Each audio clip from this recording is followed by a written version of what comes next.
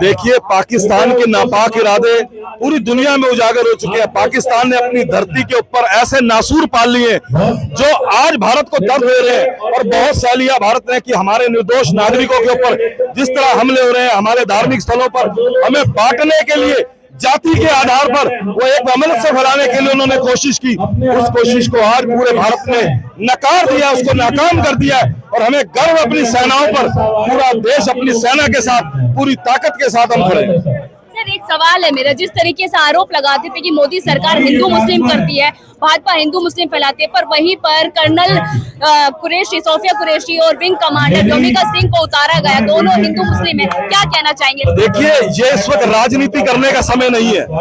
देश उस संकट में है कि आज हमें ये सोचना है कि हमारे घर को तोड़ने के लिए, हमारे घर को बांटने के लिए जो दुश्मन हमारी दहलीज पर दस्तक दे रहा है, हम उसको उसका करारा जवाब दें। हमारे नेता विपक्ष ने, हमारे पार्टी के माननीय अध्यक्ष खड़गे जी ने खुले रूप में उसको, पूरे विपक्ष ने एकजुट होकर मोदी जी को समर्थन दिया है। आज मोदी जी के साथ, इस देश की सरकार के साथ और इस देश की सेना के साथ पूरा भारत, पूरा विपक्ष और कांग्रेस पार्टी पूरी ताकत के साथ खड़ी है। रही बात की दो बेटियों ने कमान संभाली है, भारत देवियों का देश है, इसे तो शुरू से पूजा जाता है। अभी तो सिर्फ 2 देवियां उतरी हैं, पूरी 9 देवियां उतरनी बाकी है। जिस दिन 9 देवियां पूरी उतर गई, ऐसा रणचंडी मचेगा कि पाकिस्तान इस नक्शे से खत्म कर दिया जाएगा। पर वहीं पर जो एक पाकिस्तान के क्रिकेटर है, वो ये कह रहे हैं कि मोहम्मद जिन्ना ने ये कहा था कि पाकिस्तान को कोई ताकत खत्म नहीं कर सकती कभी। बिल्कुल कहा था, और क्या हुआ? मोहम्मद जिन्ना को उसी पाकिस्तान के कट्टरपंथी लोगों ने फांसी दे दी, अगर मैं गलत नहीं हूं। आज जो क्रिकेटर ये बात कर रहे हैं, आप उनकी सिटीजनशिप कर लीजिएगा। पाकिस्तान विश्व में वो कंट्री है जिसके पास डुअल सिटीजनशिप है। उनका एक भी क्रिकेटर, कोई दुबई में रहता है, कोई लंदन में रहता है, कोई अमेरिका में रहता है, उनको अपने देश से खेलना सिर्फ पैसा कमाने के लिए है। हमारे देश के नागरिकों की तरह नहीं है कि हम जिस देश का खाते हैं और वहीं रहते हैं और यहीं जिएंगे और यहीं मरेंगे। वो तो डुअल सिटीजनशिप वाले हैं। उन्होंने एयरपोर्ट पाकिस्तान ने इसलिए बंद नहीं किए कि भारत हमला कर देगा, उन्होंने इसलिए किया कि उनके देश के आधे नागरिक देश छोड़ के भाग जाएंगे। क्या लगता है जिस तरीके से पाकिस्तान के 9 आतंकी ठिकानों को कहीं ना कहीं तबाह कर दिया, पाकिस्तान ये कह रहा है कि उनके शहरों को भी, मतलब भारत के शहरों को पर निशाना साधा? देखिए, हमने, भारत के सेना ने पाकिस्तान के किसी नागरिक जगह पे, किसी धार्मिक स्थल पर हमला नहीं किया। महिलाएं, मासूम महिलाएं और बच्चे, हमने उन आतंकियों के ठिकानों पर हमला किया जहां पर वो धर्म की आड़ में बैठ के भारत के खिलाफ एक प्रोपेगेंडा चलाते थे, उनको ट्रेनिंग देते थे, उनके परिवारों को पालते थे, और उस नासूर को खत्म करने के लिए हमने उन 9 जगहों को ध्वस्त किया। और उसके बाद पाकिस्तान ने क्या किया? पाकिस्तान ने पुंछ के अंदर, जम्मू के अंदर और हमारे बॉर्डर के उन क्षेत्रों के अंदर जहां हमारे निर्दोष सैनिक तो थे ही, हमारे नागरिक जहां पर रहते हैं, गुरुद्वारे पे हमला हुआ, हमारे धार्मिक स्थलों को उन्होंने हमला किया। जैसलमेर के अंदर कोशिश करी माता के मंदिर पे हमला करने की, वैष्णो देवी को थ्रेट में दे रहे हैं, गोल्डन टेम्पल को, हमारे दरबार साहब को हमला देने की धमकी दे रहे हैं। ये वो लिख ले, समझ ले, अब समय आ गया है। भारतीय सेना और भारत इस आतंकवाद को नकार रहा है। अब समय आ गया है नक्शे से भारत के खत्म होने का। भारत उस पाकिस्तान को बिल्कुल खत्म करके दम लेगा। क्या कहना चाहेंगे मलिक जी, जिस तरीके से लगातार पाकिस्तान पर एयर स्ट्राइक चल रही है, मिसाइल, गोलाबारी चल रही है? देखिए, अब तो दुनिया को पता लग गया है कि पाकिस्तान आतंकवादी देश है। आतंकवादी देश है पाकिस्तान, वो आतंक को जन्म देता है, आतंकवादियों को जन्म देता है। और कहते हैं तिरंगा है भारत की शान और सेना है भारत की जान। जो हमारी सेना है, हम उसको नेस्तनाबूद करके ही दम लेगी। पहले इंदिरा जी ने कहा था बांग्लादेश बनाया, लेकिन अब दुनिया में पाकिस्तान का नाम निशान मिट जाएगा, क्योंकि भारत शांति प्रिय देश है।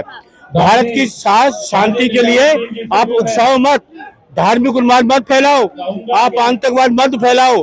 अगर ये आतंकवाद आपको बहुत महंगा पड़ेगा, क्योंकि दुनिया जाए। भारत में हिंदू, मुस्लिम, सिख, ईसाई एक साथ है। वो हमारे देश के लोगों ने, उन्होंने बहुत बारी चाहा कि हिंदू मुसलमान हो, हिंदू सिख हो, लेकिन देश के लोग पाकिस्तान की इन हरकतों को बिल्कुल नकारा साबित कर देते हैं। उनकी हरकतों को पनपने नहीं देते हैं, वो मुंह की खाते हैं। और दुनिया में पता लगा कि पाकिस्तान आतंकवादी देश है और भारत से पाकिस्तान घबराता है। अगर भारत चाहे तो पाकिस्तान 1 घंटे में हम खत्म कर सकते हैं पाकिस्तान। शाहिद अफरीदी कह रहे हैं कि ये हमें डराने की कोशिश कर रहे हैं और कहीं ना कहीं हमारी सेना पूरी ट्रेंड है और इनको जवाबी कार्रवाई देगी। सन 1971 में स्वर्गीय इंदिरा गांधी जी ने फौजों को लेके हम लाहौर तक पहुंचे थे और हमने इतनी जमीन उनकी कब्जा कर ली थी, लेकिन तो दूसरे देशों ने आके हमें कहा तो हमने वापस कर दी थी। लेकिन इस बारी पूरा पाकिस्तान कब्जे में लेंगे। हमारी जो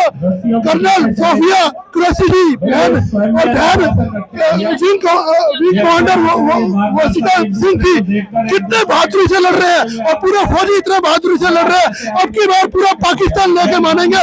सरफराजी की तमन्ना अब हमारे दिल में है, देख रहे हैं चोर की तरह बाजुए कातिल में है। भारत माता की, भारत माता की, भारत माता की, वंदे वंदे वंदे, जय हिंद जय भारत।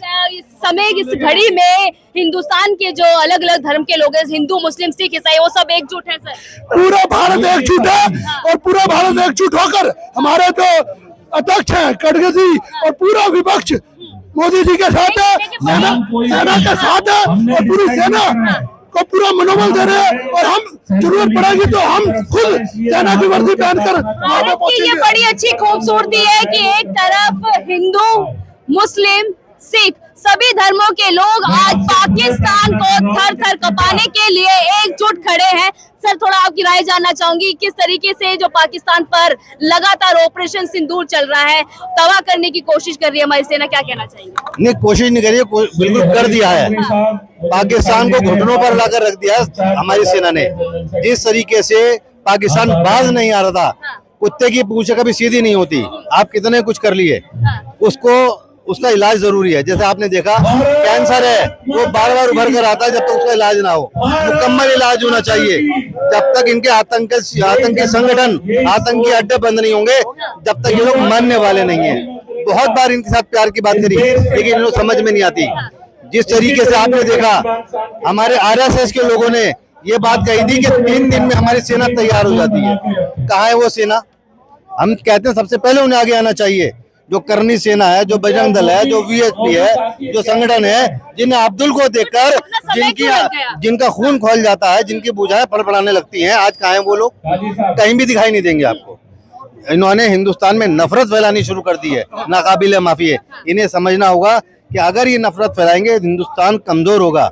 अपनी हरकतों से बाज आ जाओ भाई, ये वक्त ऐसा है, एक दूसरे के साथ कंधे से कंधा मिलाकर चलेंगे, देश मजबूत रहेगा।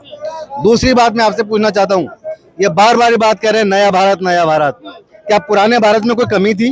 उसी पुराने भारत ने, इन्हीं सेनाओं ने 71 में 2 टुकड़े कर दिए थे पाकिस्तान। अनुपम खेर ने ये कहा कि पुराने भारत में इस तरीके की जवाबी कार्रवाई नहीं होती थी, तो वो बिल्कुल नाकाबिले माफी है। उन्हें समझना चाहिए, चापलूसी इतनी करें जितनी अच्छी लगे। यही सेना थी जिसने 71 में 2 टुकड़े कर दिए थे पाकिस्तान के, 65 में लाहौर तक पहुंच गए थे। कारगिल में विपरीत परिस्थितियों के बावजूद हमने कारगिल को उनको मुंह तोड़ जवाब दिया, उन्हें भगाया था। क्या वो सेना के पराक्रम को कम करना चाहते हैं? उन्हें शर्म आनी चाहिए। सेना कल भी मजबूत थी, आज भी मजबूत है, परसों भी मजबूत रहेगी। सर, मेरा फिर से यही सवाल है, अनुपम खेर ने ये कहा है कि पहले के शासन में इस तरीके से जवाबी कार्रवाई नहीं होती थी जिस तरीके से मोदी जी के शासन में हुई है। देखिए, अनुपम खेर जी का जो इतिहास है कमजोर है। वो पढ़े लिखे तो है, समझदारी की बात नहीं करते हैं। वो समझदार नहीं है, वो आज भी देश को बांटने की बात कर रहे हैं। जब पूरा देश इतिहास जानता है कि 71 की लड़ाई में क्या हुआ, उससे पहले की लड़ाइयों में क्या हुआ और भारत सेना ने किस शौर्य से कितना हिस्सा पाकिस्तान का ले लिया और बाद में गिड़गिड़ाने पे UN के इंटरफेयर के बाद हम लोगों ने वो छोड़ा। आज वो हमें कह रहे हैं तो उनको अपने गिरबान में झांक लेना चाहिए। इतिहास की बात करते हैं तो इतिहास को पढ़ लेना चाहिए। इतिहास के पन्नों पर भारत के सेनाओं के शौर्य लिखा है, उनके मेडल लिखे हैं, उनकी वीर गति की गाथाएं लिखी हैं।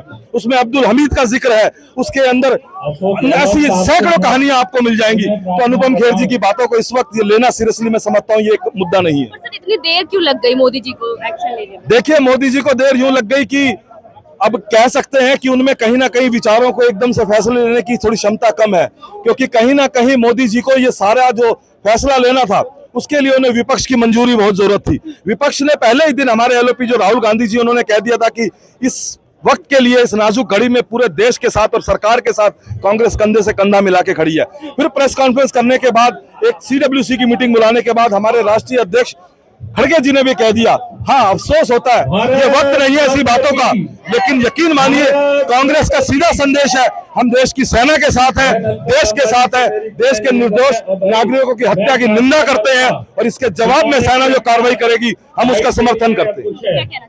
मैं कहना चाहता हूँ जो इन्होंने कल हमारे देश पे पंजाब में, राजस्थान में, आपके जम्मू कश्मीर में जो इन्होंने रात को अटैक किया है, इन्होंने पब्लिक पे ही अटैक किया। हमने इनके ठिकाने जो उग्रवादियों का ठिकाना है हमने उन पे किया था, किसी पब्लिक को हमने मारा नहीं था। अब इसका बदला हमारा देश जरूर लेगा। चलिए बहुत बहुत शुक्रिया बातचीत करने के लिए।